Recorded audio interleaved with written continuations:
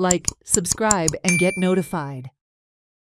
Chief Minister Pramod Sawant said, for the first time in the country, houses on government land will be built in the name of the homeowners.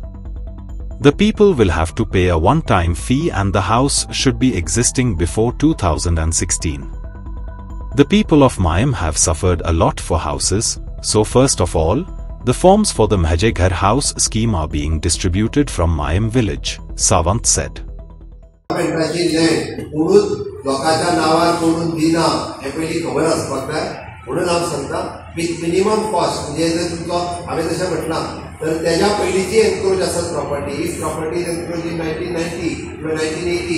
जाल्यार तर ताका 10 ते 15,000 रुपयांची property मेळटली 1980 ची bin आसत जाल्यार 10,000 रुपया भरूनच तुमकां 400 स्क्वेअर मिटरचो प्लॉट मेळटलो हे विचार करात हाच्या खातीर एफिडेविट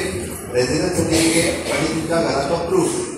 प्रूफ म्हणजे तेन्नाची आवश्यक सर्टिफिकेट किंवा पंचायती कडल्यान एक सर्टिफिकेट घेवची पडटली आनी ताका प्रूफ लावचो पडटलो म्हणजे हावस टॅक्स रिसीट जेवणाची किंवा इलेक्ट्रिसिटी बील वॉटर बील कितें एनी वन डॉक्युमेंट म्हणटलो आमी विच शोज की तुमचें घर हे 1980 पासून आसा 1990 पासून आसा पण तें घर 2014 पयलींचें आसपाक जाय हे जालें गव्हर्मेंट लँडावेली जागा ही जागा आमी आज तुमचें घर कायदेशीर करपाक तुमकां दिता